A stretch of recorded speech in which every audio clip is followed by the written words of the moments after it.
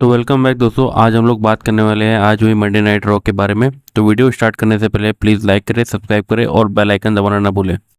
तो Monday night raw की शुरुआत हमें रोमन रेंज से देखने को मिलती है, जहां पर उनके साथ जिमी और जे उसो रिंग में एंट्री लेते हैं। उसके बाद हमें जेका फाटू की एंट्री देखने को मिलती है। इसके बाद जैसे ही एंट्री होती है जेका फाटू की रिंग के अंदर, उसके बाद हमें रोमन रेंज का सेगमेंट देखने को मिलता है, जहां पर रोमन रेंज जेका फाटू से कहते हैं कि तुम्हें मुझे एक्नॉलेज करना पड़ेगा क्योंकि मैंने तुम्हें क्लैश ऑफ वीकली में हराया है। इसकी बात का जवाब देते हुए जेका फाटू रोमन रेंज से कहते हैं कि हाँ, तुमने मुझे हराया है, मैं तुम्हें एक्नॉलेज करूंगा, लेकिन मैं जिमी और जे उसो को एक्नॉलेज नहीं करूंगा क्योंकि मैं मैच सिर्फ और सिर्फ तुमसे आ रहा हूँ। इसके बाद जेका फाटू रोमन रेंज को एक्नॉलेज कर लेते हैं।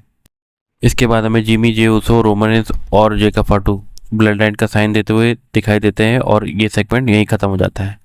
इस सेगमेंट के बाद हमें king of the ring tournament का क्वालिफिकेशन मैच देखने को मिलता है, जो कि फैटल 4 वे मैच होता है, जिसमें पेंटा होते हैं, सोलो सिकोवा होते हैं और ओबाफेमी होते हैं। इस मैच में हमें सोलो सिकोवा की ब्लड लाइन का इंटरफेरेंस देखने को मिलता है और वो ओबाफेमी को बहुत ज़्यादा परेशान कर रहे होते हैं और उनको काफ़ी ज़्यादा मारते हैं और रिंग के साइड फेंक देते हैं उठा के। लेकिन ओबाफेमी इस मैच में वापसी करते हुए सारे ब्लड लाइन मेंबर को मार के गिरा देते हैं और सोलो सिकोवा को पिन करके इस मैच को जीत लेते हैं। मैच खत्म होने के बाद ओबाफेमी ब्रॉक लेसनर को टारगेट करते हुए कहते हैं कि अभी हम दोनों के बीच एक एक मैच हुआ है और ये मैच ड्रॉ है। इससे ये साबित नहीं होता कि हम दोनों में बेस्ट कौन है। मैं एक बार king of the ring tournament जीत लूँ, फिर मैं तुम्हारा हिसाब चुकता करूंगा।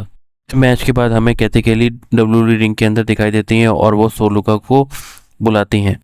इसके बाद हमें सोलुका का सेलिब्रेशन देखने को मिलता है, क्योंकि उन्होंने क्लैश ऑफ इटली में बेकी लिंच को हराया है और वो नई इंटरकॉन्टिनेंटल चैंपियन वुमेन बन गई है। इसके बाद हमें टीवी पर एक फेस ऑफ देखने को मिलता है, जो कि क्लैश ऑफ इटली में हुआ था रोमन रेंज और कोडी रोड्स के बीच में।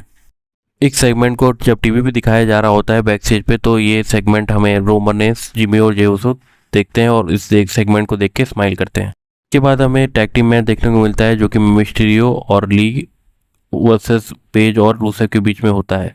इस मैच में हमें री मिस्टीरियो की टीम की जीत देखने को मिलती है, जहां पर रूसेफ का ध्यान भटक जाता है और वो बाहर की ओर चले जाते हैं और री मिस्टीरियो इस बात का फ़ायदा उठा के उनके मेंबर को पिन कर देते हैं। इसके बाद हमें बैक स्टेज पे एडम पियर्स और एले नाइट का सेगमेंट देखने को मिलता है, जहां पर एले नाइट रोमन रेंज को टारगेट करते हुए कहते हैं कि तुम कुछ करते क्यों नहीं हो, क्योंकि रोमन रेंज सबको अपनी तरफ खींचे ले जा रहा है और तुम इस रॉ जनरल मैनेजर बन के तुम कुछ नहीं कर पा रहे हो। इसके बाद एडम पियर्स इस बात का जवाब देते हुए कहते हैं कि रोमन रेंज एक चैंपियन है, उसके मन में जो आएगा वो कर सकता है। इसके बाद हमें डोमिनिक मिस्टीरियो का बैक स्टेज इंटरव्यू देखने को मिलता है और इसमें बताने लायक कुछ है नहीं, तो इसको रहने देते हैं।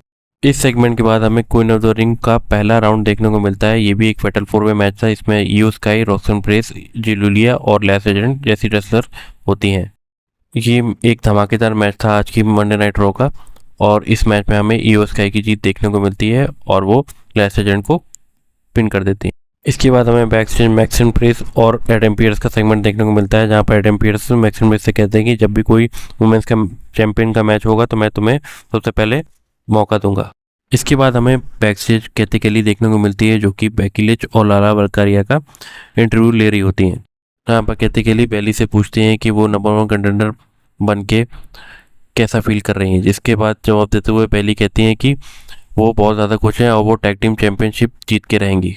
इसके बाद हमें रॉ का मेन इवेंट देखने को मिलता है, जो कि सेथ रॉलिंस और ब्रॉन ब्रेकर के बीच में होता है।